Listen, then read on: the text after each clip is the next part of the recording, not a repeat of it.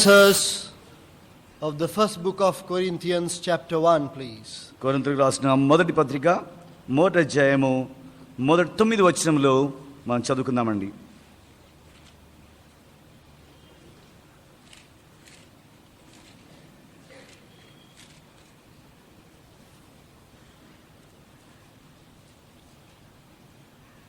First book of Corinthians chapter 1 to 9 responsively please. కొరింథీయులకు రాసిన మొదటి పత్రిక మొదటి అధ్యాయము 1 నుండి 9 వరకు.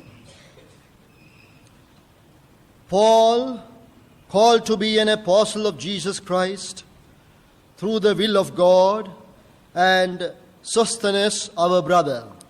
కొరింథీలో ఉన్న దేవుని సంఘమునకు అనగా క్రీస్తు యేసునందు పరిశుద్ధపరచబడిన వారై పరిశుద్ధులుగా ఉంటకు పిలువబడిన వారికిని మనకును ప్రభువుగా ఉన్న మన ప్రభువైన యేసుక్రీస్తు నామమున ప్రతి స్థలంలో ప్రార్థించు వారందరికీ శుభమని చెప్పి వ్రాయినది. Grace be unto you and peace from God our Father and from the Lord Jesus Christ. క్రీస్తు యేసునందు మీకు అనుగ్రహింపబడిన దేవుని కృపను చూచి మీ విషయమై నా దేవునికి ఎల్లప్పుడూ కృతజ్ఞతాస్తుతులు చెల్లించుచున్నాను. That in everything ye are enriched by him in all utterance and in all knowledge. అనగా సమస్త ఉపదేశములోను సమస్త జ్ఞానములోను ఐశ్వర్యవంతులైరి. So that you come behind in no gift, waiting for the coming of our Lord Jesus Christ.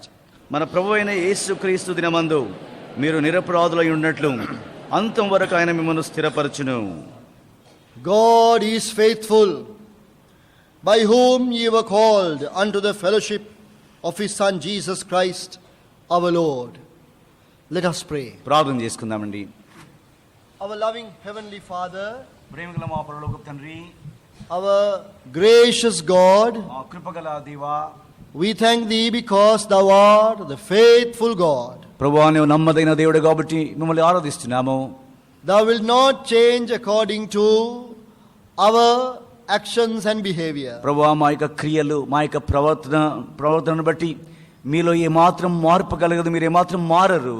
Jesus Christ the same yesterday, today and forever. యేసుక్రీస్తు నిన్న నేడు యుగ యుగములకు ఒకటే రీతిగా ఉన్నాడు. We thank thee Lord for inviting us to be in fellowship with thy dear Son who never changes. నీ యొక్క ప్రియకుమారుని యొక్క సహవాసంలోకి ఎన్నడూ ఎప్పుడు మారని నీ ప్రియకుమారుని యొక్క సహవాసంలోకి మమ్మల్ని పిలిచినందుకు ప్రభువా మీకు వందనాలు చెల్లిస్తున్నాం. We thank thee loving Father for gathering us together to pour into our lives the heavenly blessings that thou hast prepared for us. ప్రేమల తండ్రి, పరలోక దీవెనలు మా కొరకు ఏమైతే సిద్ధపరిచారో అవి మా జీవితంలోకి ప్రభువా మీరు కుమ్మరించడానికి సిద్ధంగా ఉన్నందుకు మీకు వందనాలు చెల్లిస్తున్నాం.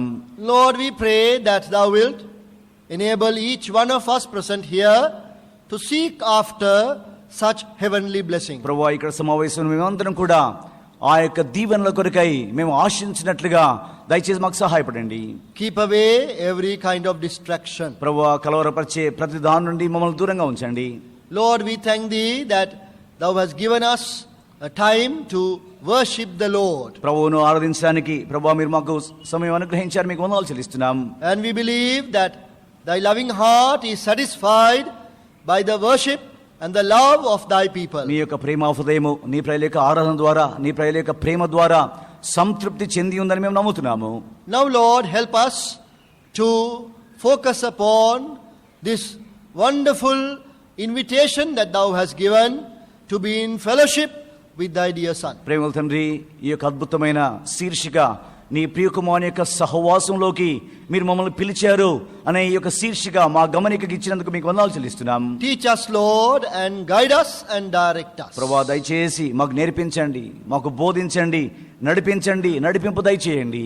Lord, lift us up and help us to the higher ground that we cannot reach by our own merit or our strength. ప్రభువా మా స్వంత శక్తితో మా స్వంత బలముతో పైకి చేరలేని ఉన్నత శిఖరంలోకి దయచేసి మమ్మల్ని నడిపించమని ప్రార్థిస్తున్నాము. Fully believing that the Spirit of God is in control of this place and our hearts, we pray with thanksgiving in the name of our loving Savior, the Lord Jesus Christ. మా హృదయములను ఈ స్థలమును పరిశుద్ధాత్మ తన యొక్క ఆధీనంలో వశంలో ఉంచుకున్నాను సంపూర్ణంగా నమ్ముతూ మా ప్రభు మా రక్షకుడు యేసుక్రీస్తు ప్రభు నామమున ప్రార్థించి వేడుచున్నాం తండ్రి. Amen.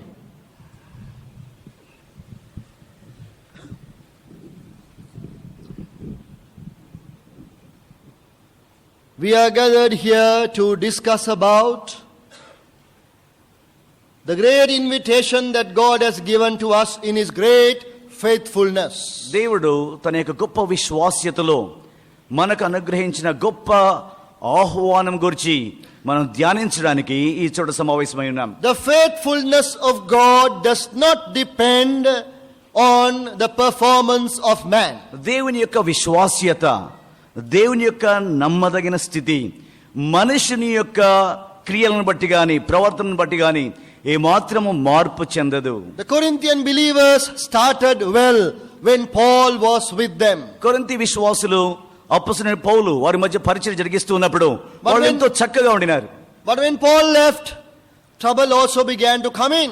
కానీ పౌలు ఆ చోటుని విడిచిపెట్టి వేరే చోటికి వెళ్ళిన తర్వాత కొరింథీ సంఘంలో సమస్యలు తలెత్తాయి. Because of that, many hearts were discouraged. ఇంకా అనేక హృదయాలు నిరుత్సాహంలోకి వెళ్ళిపోయాయి. Some were perplexed. కొంతమంది విభ్రాంతిలో తారుమారై ఉన్నారు. Some were looking everywhere for help. కొంతమంది ప్రతి ఏ చోటునైనా మాకు సహాయం వస్తుందేమో అని నిరీక్షిస్తూ ఉండినారు. When we read chapter 1, we find that there were divisions, people going after different names. తర్వాత మనం ఇంకా చూస్తే వేర్వేరు పేర్లు కలిగి వేర్వేరు సమూహములు లేకపోతే గుంపులుగా ప్రజలు చీలిపోయినట్లుగా కొరింథీ సంఘంలో మనం చూస్తున్నాం. When we read through and come to chapter 5, we realize that some people living in open sin, adultery. తర్వాత ఈ మొదటి పత్రిక ఇంకా కొంచెం ముందుకు మనం చదువుతూ 5వ అధ్యాయంలోకి వస్తే ఆ యొక్క సంఘంలో కొంతమంది భయంకరమైన బాహాటమైన వ్యభిచార పాపంలో జీవిస్తున్నారు. Everybody could see that, even young people could see that. ఇంకా సంఘంలో ఉన్న వాళ్ళంతా చూస్తున్నారు, యవనస్తులు కూడా ఈ విషయాన్ని గమనిస్తున్నారు. And then later we find the condition, the situation further deteriorating as we come to chapter 6. దాని తర్వాత పరిస్థితి ఇంకా విషమించిపోవడం 6వ అధ్యాయం మనం చదివితే ఇంకా దిగజారిపోయే స్థితి మనం చూస్తున్నాం. They were not able to solve their own problems, so they were creating some more problems by trying to solve their problems. వారి యొక్క సమస్యలు వాళ్ళంతకు వాళ్ళే పరిష్కరించుకోలేకపోతున్నారు. తర్వాత వాళ్ళ సమస్యలు వాళ్ళంతా వాళ్ళే పరిష్కరించుకోకుండా వాళ్ళు ఏం చేస్తున్నారంటే వెలుపలికి వెళ్ళి ఇంకా ఎక్కువ సమస్యలు తెచ్చుకుంటున్నారు. And that was the reason of Paul writing to the believers at Corinth. ఆ కారణంతోనే ఈ విషయాలన్నీ కూడా అపొస్తలుడైన పౌలు విని కొరింథీయులకు ఈ పత్రిక రాస్తున్నాడు. Discipline has broken down. క్రమశిక్షణ పరిపూర్ణంగా అది శిథిలమైపోయింది. When we come to chapter 12, we realize that people were even openly talking out of turn, shouting in the assembly. 12వ అధ్యాయంకి వస్తే ప్రజలు బాహటంగా విచ్చలవిడిగా మాట్లాడడము, అరవడము, కేకలేయడము ఇలాంటివి సమాజంలో అలా జరుగుట మనం చూస్తున్నాం. And in such a situation, God was inviting all the believers at Corinth to this new vision of having fellowship with the Son of God, the Lord Jesus Christ. కొరింథీ సంఘము అక్షరాల ఈ స్థితిలో ఉండగా దేవుడు తన యొక్క అద్భుతమైన నమ్మకత్వంలో ఆ సంఘాన్ని, ఆ యొక్క విశ్వాసులను తన ప్రియ కుమారుని యొక్క సహవాసంలోకి ఆయన పిలుస్తున్నాడు. Appealing to them to leave the mistakes that they have been doing and to turn to this wonderful experience of having fellowship with the Lord Jesus Christ. వారు ఏమైతే తప్పిదాలు చేస్తున్నారో ఆ తప్పిదాలు విడిచిపెట్టి, ఆ పాపములు విడిచిపెట్టి మనసు మార్చుకొని దేవుని కుమారుని యొక్క అద్భుతమైన సహవాసంలోకి రండి అని ప్రభువాన్ని బ్రతిమలాడుతూ పిలుస్తున్నాడు. It is the same call and invitation that comes to you today. కాబట్టి అదే పిలుపు ఈ దినమున దేవుడు నీకు కూడా అందిస్తున్నాడు. This should be the aim and the purpose of your life. నీ యొక్క జీవితంలో నీ యొక్క గురి, నీ యొక్క ఉద్దేశము ఇదే అయి ఉండాలి. Whatever may happen around you, నీ చుట్టూ ఏం జరుగుతున్నా కూడా you must be determined to be fully taken up with this one exercise, that is to have sweet fellowship with the Lord Jesus Christ. నీ చుట్టూ ఏం జరుగుతున్నా కూడా నీవు ఒకే దాని చేత నీ మనసులో కేంద్రీకరణ కలిగి ఉండాలి. అదేంటిదంటే యేసుక్రీస్తు ప్రభు యొక్క మధురమైన సహవాసంలో నేను ఉంటాను, కొనసాగుతాను అనే విషయం నీ మనసులో ఉండాలి. Those who fight must drop their fighting, stop that, cease that, and turn to the Lord Jesus. ఎవరైతే కొట్లాడుకుంటున్నారో, జగడం పెట్టుకుంటున్నారో, వాళ్ళు వారి యొక్క జగడాలు ఆపివేసుకొని యేసు ప్రభు వైపుగా, యేసు ప్రభు యొక్క సహవాసమును వెతుకుతూ రావాలి. Those who divide, ఎవరైతే భిన్నాభిప్రాయాలతో చీలిపోయారో, we call it the ministry of division. మనం దాన్ని ఏమంటామంటే భిన్నాభిప్రాయాలు పుట్టించే పరిచర్య. Stop that and turn to the Lord Jesus. కాబట్టి దయచేసి దాన్ని ఆపివేసి యేసు ప్రభు వైపుగా మళ్ళుకో. Those who lead careless lives and sinful lives may repent of their sins and turn to the Lord Jesus. ఎవరైతే అజాగ్రత్తపరమైన, ఎవరైతే అపవిత్రమైన, అజాగ్రత్తకరమైన జీవితం జీవిస్తుంటారో వాళ్ళ యొక్క పాపమును విడిచిపెట్టి యేసు ప్రభు వైపుగా మళ్ళుకోవాలి అని కోరుతున్నారు. To be occupied with this most important exercise, the most important endeavor, even to have fellowship with the Lord Jesus Christ. అతి ప్రాముఖ్యమైన, శ్రేష్టమైన, ఎంతో సొగసైన, ఎంతో అద్భుతమైన ఈ యొక్క యేసుక్రీస్తు ప్రభు యొక్క సహవాసంలో ఉండాలి అనే విషయంతో నింపబడి దానిలో లీనమైపోవాలి. Remember, God is faithful. జ్ఞాపకం ఉంచుకో, దేవుడు నమ్మదైన వాడు. In His faithfulness He is calling you. ఆయన యొక్క విశ్వాస్యతలో దేవుడు నిన్ను పిలుస్తున్నాడు. To be now fully anchored in the Lord Jesus Christ. యేసుక్రీస్తు ప్రభువులో పరిపూర్ణంగా నువ్వు లంగరు వేయబడి, అంటే ఆయనలో గట్టిగా అమర్చబడి నీవు ఉండాలి అని ప్రభు కోరుతున్నాడు. Not to be distracted by the foolishness of man. మనుషుని యొక్క వెర్రితనం చేత, మనుషుని యొక్క బుద్ధిహీనమైన మాటలు, క్రియల చేత ఆకర్షించబడవద్దు. Not to be deceived by the cunning devices of man. మనుషుని యొక్క తుచ్చమైన ఈ యొక్క క్రియలు, పోకిరి చేష్టల చేత, వారి యొక్క పన్నాగాల చేత మోసపోవద్దు. Not to be attracted by the glory that is passing away. నశించిపోయే ఈ లోక మహిమ చేత ఆకర్షించబడవద్దు. But to be anchored in the Lord Jesus Christ. కానీ యేసుక్రీస్తు ప్రభువులో నీవు స్థిరంగా, పదిలంగా లంగరు వేయబడి పట్టుకున్నట్లుగా ఆ విధంగా నువ్వు పట్టుబడి ఉండాలి. These days we endeavor to study the believers' sevenfold fellowship with the Lord Jesus Christ. ఈ దినాల్లో యేసుక్రీస్తు ప్రభునందు విశ్వాసం ఉంచిన విశ్వాసి యొక్క యేసుక్రీస్తు ప్రభుతో ఏడంతల అద్భుతమైన సహవాసం గురించి ధ్యానించడానికి మనం సమావేశమవుతున్నాం. Firstly, we considered the fellowship with the Lord Jesus Christ in salvation. మొదటిది యేసుక్రీస్తు ప్రభువుతో సహవాసము రక్షణ ద్వారా మనం పొందుతాము అనే విషయం మనం చూసాం. In Revelation 3:20, the Lord is inviting us to come, to open our heart's door, that He may come and have fellowship with us. ప్రకటన 3:20 యేసు ప్రభు అంటున్నాడు, ఇదిగో నేను ద్వారం యొద్ద తట్టి, నా ద్వారం యొద్ద నిల్చుండి తట్టుచున్నాను. ఎవడైనా నా స్వరం విని తలుపు తీసిన యెడల నేను అతని యొద్దకు వచ్చేదను, అతనితో నేను, నాతో అతడు భోజనం చేయదు అని ప్రభు అంటున్నాడు. That the Lord Jesus may have free fellowship with us, and we may begin to enjoy the sweetness of His fellowship. యేసుక్రీస్తు ప్రభుతో ధారాళమైన సహవాసము, తర్వాత మన ప్రభు మనతో సహవాసం, మనము ఆయనతో ధారాళమైన అద్భుతమైన సహవాసం అనుభవించుట. We must appreciate the grace of the Lord Jesus Christ. యేసుక్రీస్తు ప్రభు యొక్క కృపను ఈ విషయంలో మనం ఎంతో మెచ్చుకొని ప్రశంసించాలి. We must appreciate the work of the Lord Jesus Christ. యేసుక్రీస్తు ప్రభు యొక్క కార్యమును మనం ప్రశంసించాలి. We must appropriate the blood of the Lord Jesus Christ. యేసుక్రీస్తు ప్రభు యొక్క రక్తమును మన యొక్క జీవితంలో అన్వయించుకోవాలి. We must appreciate and apply the word of the Lord Jesus Christ. యేసుక్రీస్తు ప్రభు యొక్క వాక్యమును మనం ప్రశంసించి మన జీవితంలో అన్వయించుకోవాలి. And then we must allow the Spirit of the Lord Jesus Christ to work in us. తర్వాత యేసుక్రీస్తు ప్రభు యొక్క ఆత్మను మన యొక్క జీవితంలో ధారాళంగా పనిచేయనట్లుగా పరిశుద్ధాత్మకు మనం స్వేచ్ఛనివ్వాలి. That is how we come into fellowship with Him in salvation. ఆ విధంగా మనం రక్షణ ద్వారా యేసుక్రీస్తు ప్రభు యొక్క సహవాసంలోకి వస్తున్నాం. Now secondly, ఇప్పుడు రెండవది, our fellowship with the Lord Jesus Christ in life and service.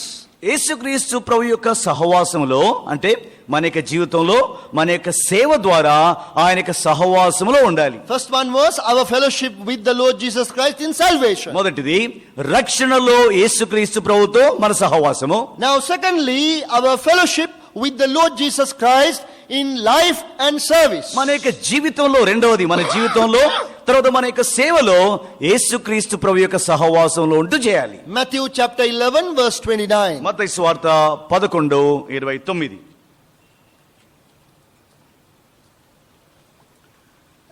Take my yoke upon you and learn of me, for I am meek and lowly in heart, and you shall find rest unto your souls. మత్తయి సువార్త 11:29.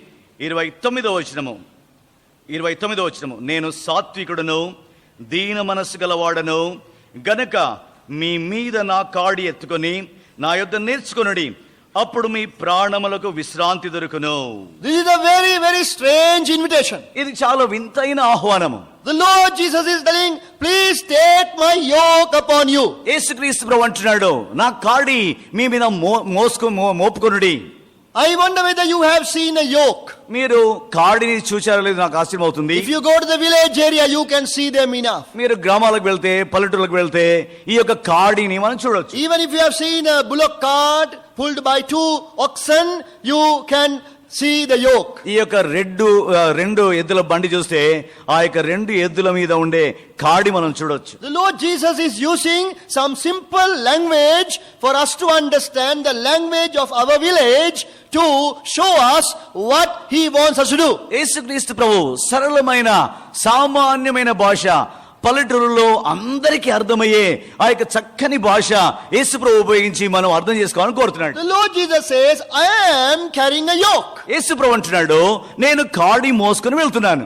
I want someone else, one more, to come by the side of me. కాబట్టి నేను కాడి మోసుకొని చుండగా ఇంకెవరైనా ఒకరు నా ప్రక్కలో వచ్చి నాతో పాటు కాడి మోసుకోవాలి అని కోరుతున్నాడు. Exactly like 2 oxen pulling the same yoke, I want you to come and join with me.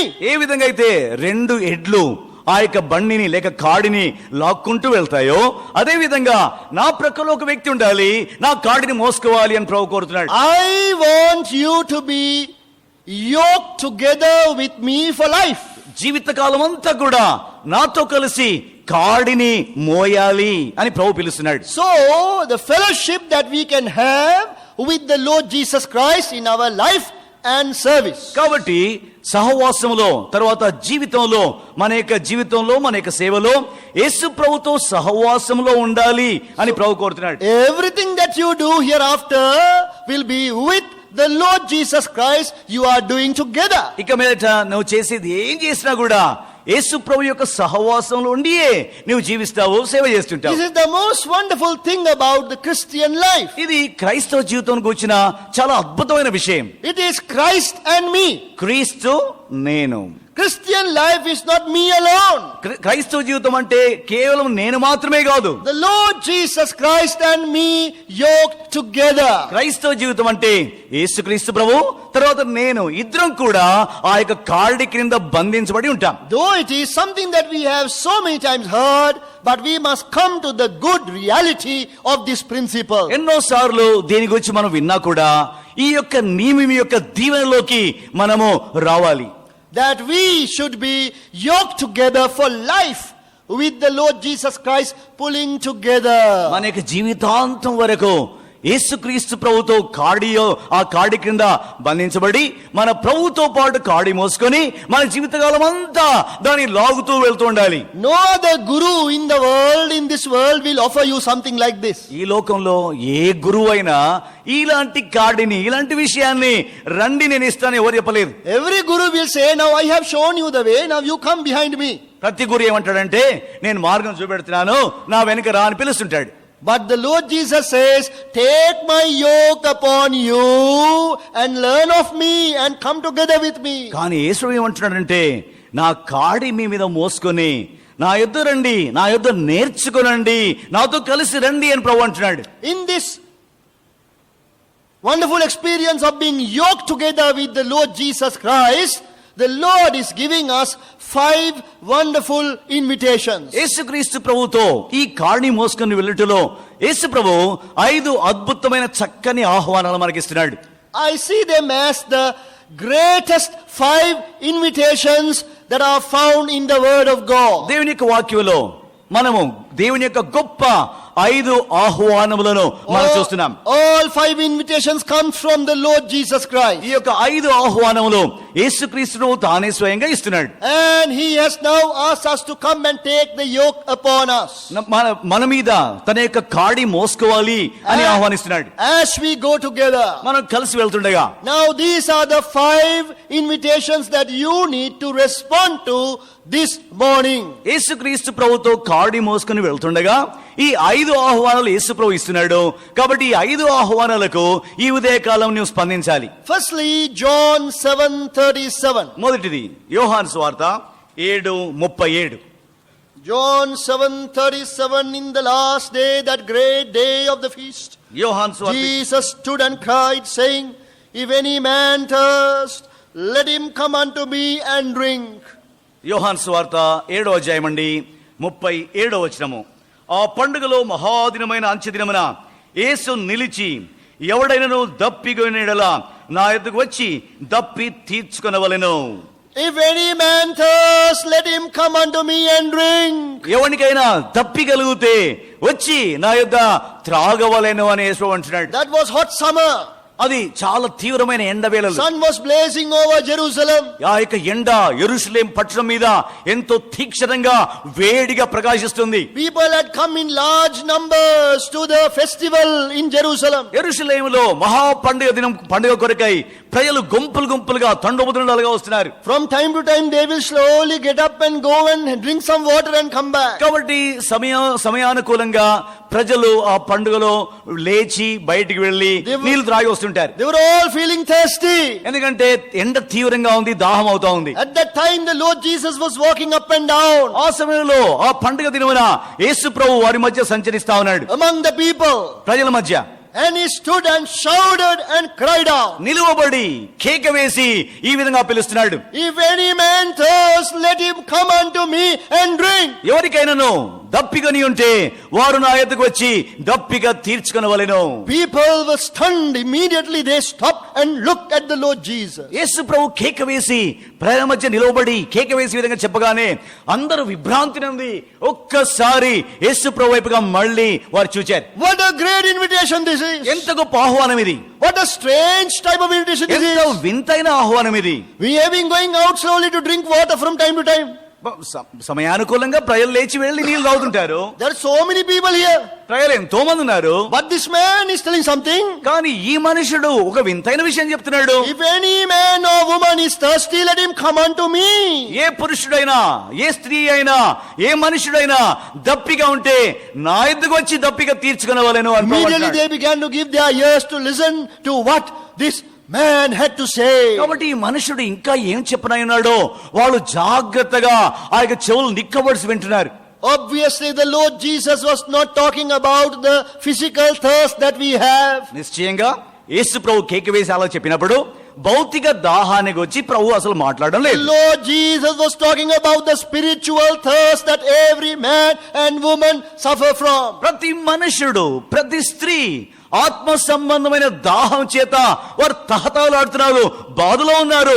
ఆ ఆత్మ సంబంధమైన దాహం గురించి యేసు ప్రభు మాట్లాడుతున్నాడు. Do you know, dear friend, that we are all spiritual beings? ప్రియ స్నేహితుడా, సోదరుడా, మనమందరం కూడా మన అంతరంగంలో మనకు ఆత్మ ఉందని, ఆత్మ చేత నిర్మించబడిన వారమని మనకు తెలుసా? We all have a spirit that has been created by God. మనందరికి కూడా మన అంతరంగంలో దేవుని చేత సృష్టించబడిన మన ఆత్మ ఉంది. And that spirit is thirsty. ఆ యొక్క ఆత్మకు దాహం ఉంది. That spirit is searching for his creator. ఆ యొక్క ఆత్మ యొక్క తహతహ దప్పిక ఏంటిదంటే సృష్టించిన సృష్టికర్త ఎక్కడున్నాడో ఆయనతో సహవాసం కావాలి అని వాంఛిస్తున్నాడు. That is why man is going after religion. కాబట్టి మనుషుడు మతతత్వం వైపుగా పరిగెత్తుతున్నాడు. Man wants to quench the thirst that he has, the spiritual thirst. మనుషుడు తన అంతరంగంలో తన ఆత్మలో కలిగి ఉన్న దాహాన్ని తీర్చుకోవడానికి మనుషుడు పరిగెడుతున్నాడు. But the religion has not been able to quench the thirst of the spirit. అయితే మత సంబంధమైన ఆచారాలు, మతము ఆ మనుషుని యొక్క ఆత్మ యొక్క దప్పికను తీర్చలేకపోతున్నాయి. Every man is a triune being. ప్రతి మనుషుని లోపట త్రిత్వం ఉంది. Man has a body and a soul and a spirit. మనుషుడి లోపట శరీరం ఉంది, ప్రాణం ఉంది, ఆత్మ ఉంది. The spirit is the thing that is thirsty after God. కాబట్టి అంతరంగంలో ఉన్న మనుషుల్లో ఉన్న తన యొక్క ఆత్మ యొక్క దప్పిక ఏంటిదంటే సృష్టికర్తను దేవుని తెలుసుకోవాలి అనే దప్పిక ఉంటుంది. Only God can quench that thirst. దేవుడు మాత్రమే మనుషుల్లో ఉన్న ఈ ఆత్మ సంబంధమైన దప్పికను తీర్చగలడు. Now man does not know about this. మనుషునికి ఈ విషయం తెలియదు. So he is searching everywhere. కాబట్టి మనుషుడు ఆ దప్పిక తీర్చుకోవడానికి అటు ఇటు వెతుకుతున్నాడు. He is disappointed. నిరాశ చెందుతున్నాడు. He is getting into so many experiences, but he is still defeated and disappointed. వేర్వేరు అనుభవాలు పొందుతున్నాడు. అయినను ఆ వేర్వేరు అనుభవాల ద్వారా దప్పిక తీర్చబడడం లేదు. నిరాశకు కృంగుదలకు లోనైపోతున్నాడు. But here is a person for the first time in the history of man standing and crying out in the temple, if any man thirst, let him come unto me and drink, and that man's thirst will be quenched. కానీ మానవునిక చరిత్రలో ప్రప్రథమంగా మొట్టమొదటిసారి ఆ యొక్క పండుగ దినమున యెరూషలేములో ఈ మనుష్యుడు యేసుక్రీస్తు ప్రభు లేచి నిలువబడి కేక వేస్తున్నాడు. ఎవడైనాను దప్పిక ఉంటే వాడు నా యొద్దకు వచ్చి దప్పిక తీర్చుకొనవలెను అంటున్నాడు. Lord Jesus is inviting every one of you today యేసుక్రీస్తు ప్రభు ఈ దినమున మిమ్మల్ని అందరినీ ఆహ్వానిస్తున్నాడు. to drink of him. ఆయనను పానం చేయడానికి. Not only once, కేవలం ఒక్కసారి కాదు, continue to drink. ఎడతెగక యేసు ప్రభువును త్రాగుతూ ఉండాలి. To drink every day. ప్రతి దినం త్రాగుతూ ఉండాలి. You are yoked together with the Lord Jesus Christ. నీవు యేసుక్రీస్తు ప్రభువుతో కూడా కాడి క్రిందికి వచ్చావు. So that you will never be thirsty again spiritually. యేసుక్రీస్తు ప్రభు క్రిందికి ఆయనతో కాడి మోసుకుంటూ ఉంటే ఆత్మ సంబంధమైన దప్పిక ఇక నీకు కలగదు. That you can not only say I am satisfied, you can also experience that satisfaction. నీవు కేవలము ఆ యొక్క కాడి క్రిందికి యేసు ప్రభువుకి వచ్చిన తర్వాత నేను తృప్తి చెంది ఉన్నానని చెప్పడమే కాదు, నేను నిజంగా అనుభవపూర్వకంగా తృప్తి చెంది ఉన్నానని అనుభవం పొందొచ్చు. I am sure that all of you will be able to say by memory Psalm 23:1. మీలో దాదాపుగా అందరూ కీర్తనలు 23 మొదటి వచనము కంటలు చెప్పగలరని నమ్ముతున్నాను. The Lord is my shepherd, I shall not want. యెహోవా నా కాపరి, నాకు లేమి కలుగదు. He maketh me to lie down in green pastures. పచ్చిక పట్లలోకి ఆయన నన్ను నడిపించును. What is the message that the psalmist is trying to convey? కీర్తన రచయిత ఈ కీర్తన ద్వారా ఏ తలంపును లేకపోతే ఏ భావార్థాన్ని మనకు చెప్పగోరుతున్నాడు. He maketh me to lie down in green pastures. పచ్చిక బయళ్ళు ఆయన నన్ను పరుండబెడుతున్నాడు. What is the sheep doing? గొర్రె ఏం చేస్తుంది? Lying down. ఆ యొక్క చక్కగా పరుండుకొని చక్కగా కూర్చుని ఉంటుంది. Where is he lying down? ఎక్కడ పడుకొని ఉంటుంది? In green pastures. పచ్చిక బయళ్ళలో కూర్చుని ఉంటుంది. Why is he lying down? ఎందుకు కూర్చొని ఎందుకు ఉంటుంది? In green pastures. ఆ యొక్క పచ్చికలో Sheep should not lie down in green pastures. ఆ గొర్రెలు ఆ యొక్క పచ్చికలో కూర్చోవద్దా, పడుకోవద్దా? Sheep should be eating. అసలు పడుకోవద్దు, కానీ అసలు ఆ యొక్క పచ్చికను మేస్తూ ఉండాలి. You go and wake him up. కాబట్టి నువ్వు వెళ్ళి దాన్ని మేల్కొల్పితే, sheep, why are you sleeping? ఓ గొర్రె పచ్చిక మీద ఎందుకు పండుకుంటున్నావు అని అడిగితే, why are you lying down in green pastures? ఎందుకు పచ్చిక మీద ఎందుకు కూర్చున్నావు అని అడిగితే, please get up and eat. లేచి ఆ పచ్చికను మేయు అని చెప్తే, what will the sheep say? అప్పుడు గొర్రె ఏమంటుంది? he will open one eye he will open. ఒక్క కన్ను అట్లా తెరుస్తుంది అది. and say no thank you. అంటుంది చాలు వందనాలు, don't disturb me, దయచేసి నన్ను కలవరపట్టొద్దు, I am full, నేను కడుపు నిండి ఉన్నాను, I am fully satisfied, నేను పరిపూర్ణంగా సంతృప్తి చెంది ఉన్నాను, I have eaten enough, నేను కావలసినంతగా మేశాను, I do not want any more, ఇంకా నాకు అక్కర్లేదు ఎక్కువ, so please don't disturb me. కాబట్టి దయచేసి నన్ను కలవర పెట్టొద్దు. and he closes that one eye and go to sleep again. తర్వాత ఒక కన్ను మూసుకొని మళ్ళా పడుకుంటుంది. what is the message? సందేశం ఏంటిది? the psalmist is trying to convey the message of full satisfaction. కీర్తన రచయిత ఏ సందేశాన్ని అందిస్తున్నాడంటే, యేసు ప్రభువులో సంపూర్ణ సంతృప్తి ఉంది అని చెబుతున్నాడు. That is what the Lord Jesus is offering you today. యేసుక్రీస్తు ప్రభు నీకు అదే ఈ దినమున ఇస్తున్నాడు. Your search is over. నీ యొక్క పరిశోధన లేకపోతే దేని కొరకైతే అన్వేషిస్తున్నావో అది అయిపోయింది. You have found the fountain of life. నీవు జీవపు ఊటను కనుగొని ఉన్నావు. You are fully satisfied. నీవు సంపూర్ణంగా సంతృప్తి చెంది ఉన్నావు. The Lord Jesus has quenched your spiritual thirst. యేసుక్రీస్తు ప్రభు నీ ఆత్మ సంబంధమైన దాహం తీర్చేశాడు. Now it is for you to drink more and more of Him. ఇప్పుడు ప్రతి దినము ఆయనను త్రాగుతూ ఉండాలి. He is the rock that will follow you. ఆయన నిన్ను వెంబడించు బండ అయి ఉన్నాడు. The fountain of life. జీవపు ఊట అయి ఉన్నాడు. This is a wonderful invitation. ఇది అద్భుతమైన ఆహ్వానం. Come and drink, రండి వచ్చి త్రాగండి says the Lord Jesus. యేసు ప్రభు అంటున్నాడు. And those who have drunk of Him will testify that they are fully satisfied. ఎవరైతే ఆయన త్రాగి ఉన్నారో వాళ్ళు ఏం సాక్ష్యం ఇస్తారంటే మేము సంపూర్ణంగా మేము త్రాగి పరిపూర్ణమైన సంతృప్తి పొంది ఉన్నామని సాక్ష్యం ఇస్తారు. They will say, I do not want anything more. నాకు ఇంకా దీనికంటే ఎక్కువ ఏం అక్కర్లేదు. They will say, do not disturb me, please. వాళ్ళు ఇంకేమంటారంటే దయచేసి నన్ను కలవర పెట్టొద్దు నాకు చాలు అంటారు. He maketh me to lie down in green pasture. పచ్చిక బయళ్ళు ఆయన నన్ను పరుండ పెడుతున్నాడు. Can't you see me lying down? నేను పడుకొని ఉంటా మీరు చూడడం లేదా?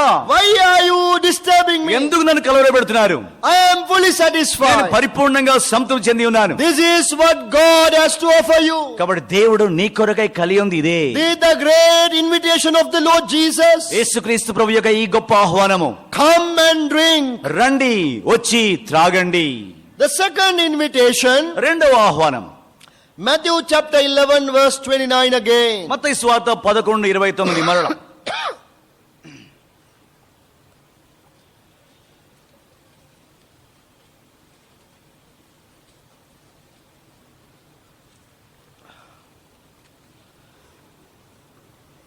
I will read verse 28 please. 28వ వచనం నేను చదువుతానండి. Come unto me, all ye that labor and are heavy laden, and I will give you rest. మత్తయి సువార్త 11వ అధ్యాయం అండి 28వ వచనము. ప్రయాసపడి భారం మోసుకొంచిన సమస్త జనులారా నా యొద్దకు రండి నేను మీకు విశ్రాంతి కలగజేతును. In such simple words the Lord Jesus is inviting you today, come and rest. సరళమైన సామాన్యమైన భాషలో ప్రభు నిన్ను పిలుస్తున్నాడు. వచ్చి విశ్రాంతి పొందు అంటున్నాడు. Come and drink. వచ్చి రండి త్రాగండి అని పిలుస్తున్నాడు. Come and rest. రండి విశ్రాంతి పొందండి. There are two kinds of lives today. ఈ దినాల్లో రెండు రకములైన జీవితం ఉంది. The restful life, the restful life, విశ్రాంతితో నింపబడిన జీవితము, and the stressful life. తర్వాత ఒత్తిడితో ఉన్న జీవితము.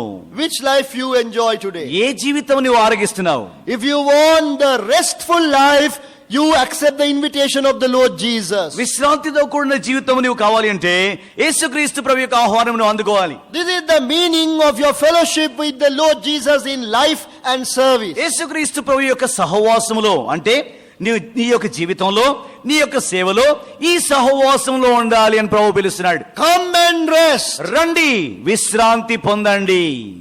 The religions of the world has put upon man burden that they cannot bear. లోక సంబంధమైన అన్ని రకములైన మతములు ప్రజల మీద ఎలాంటి భారాలు ఉంచాయంటే మనుషుడు మోయలేని భారములు వారి మీద మోపుతున్నారు. So man is stressful. కాబట్టి మనుషుడు వేర్వేరు బరువుల చేత వంగిపోయి నలిగిపోతున్నాడు. The religion says, మతం అంటుంది, okay, you go and make a chain which is only 2 feet long, then I will give you the maximum, the nirvana, the final vimukti. రెండు మూరల change చేస్తే అప్పుడు నీకు నిర్వాణ లేకపోతే విముక్తి క్షమాపణ నేను నీకు ఇస్తానని మతం అంటుంది. So you go and work hard. You go and work hard. కాబట్టి నువ్వు వెళ్ళి చాలా కష్టపడి పనిచేస్తుంటావు. So you have now a 2 feet chain. ఇప్పుడు రెండు ఆ యొక్క మూరల ఆ యొక్క చైన్ నీకుంది. When you come back they say you go and make it 4 feet. నీవు ఆ 2 మూలల చైన్ తీసుకొని వచ్చిన తర్వాత వాళ్ళు ఏమంటారంటే దాన్ని 4 మూలలు చేయమంటారు. And then you go back and work hard again. తర్వాత మరలా వెనుకకు వెళ్ళి ఆ 4 మూలలు చేయడానికి మరలా కష్టపడి పని చేస్తుంటావు. When they come, they say, okay, you have to make it 8 feet. తర్వాత వాళ్ళు ఏమంటారంటే నువ్వు 4 మూలలు సంపాదించిన తర్వాత అంటారు 8 మూలలు చేయాలి అంటారు. When you come it long enough to bind you, they will bind you with the same chain. చూడండి, ఆ యొక్క 8 మూరల ఆ యొక్క గొలుసును చేసుకొని తీసుకొచ్చిన తర్వాత ఆ 8 మూరల గొలుసుతో నేను వాళ్ళు బంధించేస్తే There is no rest. కాబట్టి విశ్రాంతి లేదు. But the Lord Jesus says, come unto me, I will give you rest. అయితే యేసుప్రభు అంటున్నాడు, నా యొద్దకు రండి, నేను మీకు విశ్రాంతినిస్తాను. This rest comes to you through the assurance of salvation. ఈ విశ్రాంతి ఎలా వస్తుందంటే రక్షణ నిశ్చయతతో ఈ విశ్రాంతి వస్తుంది. Dear friend, this is one of the most important things that I want you to note during this youth camp. ప్రియ స్నేహితుడా, ఈ అతి ప్రాముఖ్యమైన ఈ విషయము ఈ యూత్ క్యాంప్ దినాల్లో ఈ ప్రత్యేక కూడికలో మీరు నేర్చుకోవాలి, జ్ఞాపకంలో ఉంచుకోవాలని కోరుతున్నాను. God wants you to have the assurance of salvation. దేవుడు నీ లోపట నీకు రక్షణ నిశ్చయతను కలిగి ఉండాలి అని ప్రభు కోరుతున్నాడు. To know that you have eternal life. నీవు నిత్య జీవం కలిగి ఉన్నావని నువ్వు నిశ్చయం చేసుకోవాలి. To know that the Lord Jesus will not leave you nor forsake you. యేసుక్రీస్తు ప్రభు నిన్ను విడిచిపెట్టాడు, నిన్ను ఎడబాయడు అని నిశ్చయంగా నువ్వు తెలుసుకోవాలి.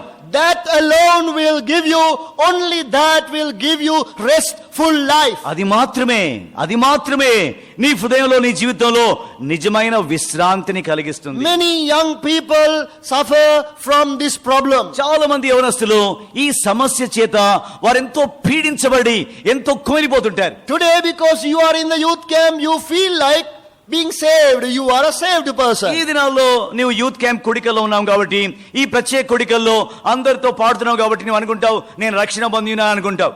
But tomorrow when you go home, you feel as it were you are not saved. కూడికలు అయిపోయిన తర్వాత ఇంటికి వెళ్ళిన తర్వాత మళ్ళీ నీకు ఎలాంటి అనుభూతి కలుగుతుందంటే రక్షణ పొందలేదేమో అని అనుమానం వస్తుంది. Something happened. ఎందుకంటే ఏదో ఒకటి జరిగింది. You got angry. నీవు ఎవరి మీద కోపడ్డావు. Maybe you said the wrong word. లేకపోతే ఏదో చెడ్డ మాట మాట్లాడినావు. And by evening you feel, oh, I am a terrible sinner. సాయంత్రంలోగా నీవేమనుకుంటావంటే అయ్యో వారితో కొట్లాడాను కదా, చెడ్డ మాట మాట్లాడినాను, భయంకర పాపిని, I am not saved. నేను ఇంకా రక్షణ పొందలేదు. So what should I do now? కాబట్టి నేను ఇప్పుడు ఏం చేయాలి? So you are troubled. ఆ విధంగా కలవరంలో ఉండిపోతావు. This is because of the lack of assurance. ఎందుకు ఇలా జరుగుతుందంటే నీ లోపట రక్షణ నిశ్చయత లేదు. But listen to the invitation of the Lord Jesus. కానీ యేసు ప్రభు పలికిన ఈ ఆహ్వానంకు జాగ్రత్తగా విను. Come unto me and I will give you rest. నా యొద్దకు రండి, నేను మీకు విశ్రాంతిని ఇచ్చేదను. He is going to give you true rest that will never be broken. యేసు ప్రభు నిజమైన విశ్రాంతి ఇస్తాడు. ఆ విశ్రాంతి ఎన్నటెన్నటికి నీ హృదయంలో నుండి నీ జీవితంలో నుండి వెళ్ళిపోదు. Those who have received the Lord Jesus, ఎవరెవరైతే యేసు ప్రభువును స్వీకరించారో, those who have repented of your sin, ఎవరైతే పాపం గురించి పశ్చాత్తపడ్డారో, those who have invited him into your heart, ఎవరైతే యేసు ప్రభువును హృదయంలో స్వీకరించారో, those who have believed in the finished work of the Lord Jesus, ఎవరైతే యేసుక్రీస్తు ప్రభు శిలువ మీద గావించిన కార్యము సంపూర్ణ కార్యం నమ్ముతున్నారో, you must know that you have eternal life. అలాంటి వారందరూ కూడా నిక్కంగా నిశ్చయంగా ఏం తెలుసుకోవాలంటే నీ లోపల నిత్య జీవం ఉంది. That assurance will give you rest. నా లోపట నిత్య జీవం ఉందనే నిశ్చయత నాకు విశ్రాంతినిస్తుంది. Throughout your lifetime. నా యొక్క జీవితకాలం అంతా విశ్రాంతి ఉంటుంది. Whether you have done great things for God or not. నువ్వు దేవుని కొరకై గొప్ప కార్యాలు చేసినా చేయకున్నా. Whether you have preached the gospel of the Lord Jesus on the street today or not. వీధుల్లో యేసు ప్రభు యొక్క సువార్త ప్రకటించినా ప్రకటించకపోయినా. Still you have eternal life. అయినను నీ హృదయంలో యేసు ప్రభువునందు విశ్వాసం ఉంచావు కాబట్టి ఆ నిశ్చయతను కలిగి ఉంటావు.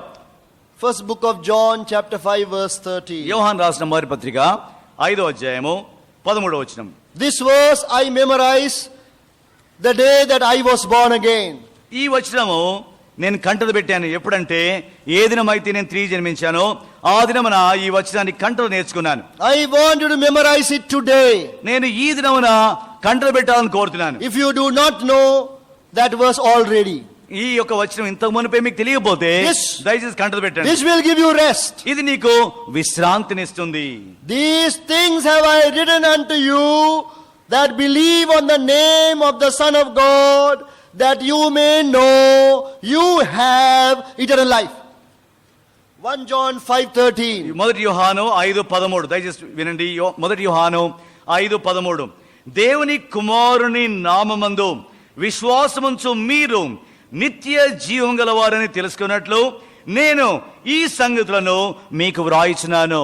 This is what the Lord Jesus is offering you. యేసు ప్రభు ఆయన నీలో కలిగి ఉండాలని ఇదే కోరుతున్నాడు. You should know that you have eternal life. నీవు నిత్య జీవం కలిగి ఉన్నావని నీవు నిశ్చయంగా తెలుసుకోవాలి. It is not according to your performance. ఇది నీవు ఎంతగా చేస్తున్నావు జీవిస్తున్నావు దాని మీద ఆధారపడదు. The transaction is over. ఆ యొక్క మార్పిడి జరిగిపోయింది. The Lord Jesus has welcomed you. యేసు ప్రభు నిన్ను ఆహ్వానించాడు. You are His. నీవు ఆయన ఎదుగు వచ్చావు, ఆయన వాడవయ్యావు. You are precious to Him. నీవు ఆయనకి ఎంతో ప్రశస్తమైన వాడు. Though you may fall, నువ్వు పడిపోయినా you stand up again. నువ్వు మరలా లేచి నిలబడతావు. Because He is precious to you. ఎందుకంటే ఆయన నీకు అమూల్యమైన వాడు. You have eternal life. నీకు నిత్య జీవం ఉంది. How do you know? ఎలా తెలుసు? It's not by feeling. అది అనుభూతి ద్వారా కాదు. It is because of the word of God. వ్రాయబడిన దేవుని వాక్య ప్రకారం. If anyone asks you, how do you know that you have eternal life? ఎవరైనా నీకు నిత్య జీవం నీలో ఉందని ఏ విధంగా నీకు తెలుసు అని అడిగితే, do not say, oh, I know because I am going to church. నేను గుడికి పోతున్నాను కాబట్టి, చర్చికి పోతున్నాను కాబట్టి నిత్య జీవం అన్న దయచేసి చెప్పకండి. No, you turn to the word of God and show 1 John 5:30. కానీ బైబిల్ తెరిచి మొదటి యోహాను 5:13 వినిపించండి వారికి చదివి. And verses 11 and 12 we read together. 11-12 వచనములు మనం కలిసి చదువుకుందాం. Verses 11 and 12. 11-12 వచనములు. And this is the record that God hath given to us eternal life. And this life is in His Son. He that hath the Son hath life. And he that hath not the Son of God hath not life. జీవము లేనివాడే. He that hath the Son hath life. కుమారుని గలవాడు జీవం గలవాడే. There is nothing in this whole universe that can separate you from the love of God. కాబట్టి దేవుని కుమారుడు నీలో ఉన్నాడు కాబట్టి ఆ దేవుని యొక్క కుమారుని యొక్క ప్రేమ నుండి సార్వత్రికంలో ఏది కూడా నేను వేరుపరచదు. You are yoked together with the Lord Jesus Christ. నువ్వు యేసుక్రీస్తు ప్రభువుతో పాటు కాడి క్రిందికి వచ్చావు. You are in fellowship with the Lord Jesus Christ in life and service. యేసుక్రీస్తు ప్రభు యొక్క సహవాసములో నీ జీవితంలో తర్వాత నీ యొక్క సేవలో ఆయన సహవాసంలో ఉండి చేస్తున్నావు. So the 5 great invitations. కాబట్టి 5 గొప్ప ఆహ్వానములు. Come and drink. రండి వచ్చి త్రాగండి.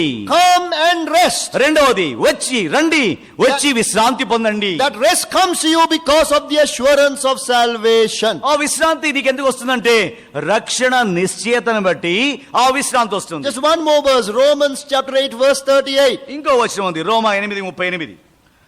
Romans chapter 8 verse 38. Roma 8:38. I will read verse 39 also. Shall we read it together? 38, 39. 38-39 కలిసి గట్టిగా చదువుకుందామండి. రోమా 8:38-39 అందరం కలిసి గట్టిగా. For I am persuaded that neither death, nor life, nor angels, nor principalities, nor powers, nor things present, nor things to come, nor height, nor depth, nor any other creature shall be able to separate us from the love of God, which is in Christ Jesus our Lord. Nor any other creature.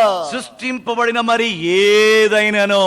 So no one is able to separate you from the love of God which is in Christ Jesus. క్రీస్తు యేసునందున దేవుని యొక్క ప్రేమ నుండి ఏది మనల్ని ఎడబాపనేరదు. So please believe this wonderful truth. కాబట్టి దయచేసి ఈ అద్భుతమైన సత్యమును నమ్మండి. Eternal security of a believer. విశ్వాస యొక్క నిత్యమైన భద్రత. So you are yoked together with the Lord Jesus Christ. యేసుక్రీస్తు ప్రభువుతో నీవు కాడి క్రింద బంధించబడి ఉన్నావు. There may be occasions in your life that you feel that you have failed the Lord. నీ జీవితంలో రక్షణ పొందిన తర్వాత ఏదో కొన్ని స్థలాల్లో కొన్ని దినాల్లో లేకపోతే కొన్ని విషయాల్లో నువ్వు యేసు ప్రభు విషయంలో తప్పిపోయి పడిపోయి ఉంటావు. At that time please remember not to be deceived by the murmuring of the devil. ఆ సమయంలో యవనస్తులారా దయచేసి జ్ఞాపకం ఉంచుకోనండి, నువ్వు పడిపోగానే శత్రువు వచ్చి నీ చెవులో గుసగుసలాడతాడు. ఆ గుసగుసలు వినొద్దు. The devil will say, now you have sinned. సాతానుడు అంటాడు, నువ్వు పాపంలో పడిపోయావు కదా. Now God doesn't want you anymore. దేవుడు ఇక నిన్ను ఇష్టపడాడు, నిన్ను అసహించుకుంటాడు. Oh, you have fallen. నువ్వు పడిపోయావు. Remember the word of the Lord Jesus. అయితే యేసు ప్రభు పలికిన మాటలు దయచేసి The జ్ఞాపకం Lord ఉంచుకోండి. Jesus says, come unto me and Yesu- I will give you rest. యేసు ప్రభు అంటున్నాడు, ప్రయాసపడి భారం మోసుకొంచిన సమస్యలారా నా ఎదుగు రండి, నేను మీకు విశ్రాంతిని ఇస్తాను. You can immediately repent of your sin కాబట్టి వెంటనే పడిపోగానే ఆ పాపం గురించి పశ్చాత్తపడాలి. and return to God. వెంటనే యేసు ప్రభు దగ్గరకు రావాలి. Keep short accounts with God. ఎప్పుడు పడిపోతే అప్పుడే లేచి అప్పుడప్పుడే ఒప్పుకొని అప్పుడప్పుడే రక్తంలో కడగబడాలి. On a daily basis we must keep accounts with God. కాబట్టి ప్రతి దినము మనం లెక్కను సరి చేసుకుంటూ ఉండాలి దేవుని సన్నిధిలో. Before the day is closed, ఆ యొక్క దినం ముగించబడక మునిపే we must go on our knees ప్రభు సన్నిధిలో మోకాళ్ళ మీద వెళ్ళి and tell the Lord all what has happened, ప్రభుతో చెప్పాలి, ప్రభువా ఈ విషయంలో కోపడ్డాను, ఈ విషయంలో ఈ విధంగా చేశాను, తప్పిపోయాను, క్షమించని. so that he may forgive you, తద్వారా ప్రభు నిన్ను క్షమించలాగున, he may cleanse you with his precious నిన్ను blood, రక్తంలో కడిగి శుద్ధి చేయలాగున, and he may assure you that you have eternal life, తర్వాత నీకు నిశ్చయత ప్రవహిస్తాడు. ఏంటంటే నీవు నిత్య జీవం కలిగి ఉన్నావు, and you lead a restful life. తర్వాత విశ్రాంతితో కూడిన జీవితము నీవు జీవించినట్టుగా ప్రభునితో We మాట్లాడతాడు. depend on the faithfulness of God. దేవుని యొక్క విశ్వాస్యత, ఆయన నమ్మదగిన స్థితి మీద మనం ఆధారపడుతున్నాం. So it is not our ability and our performance. కాబట్టి ఈ విశ్రాంతి,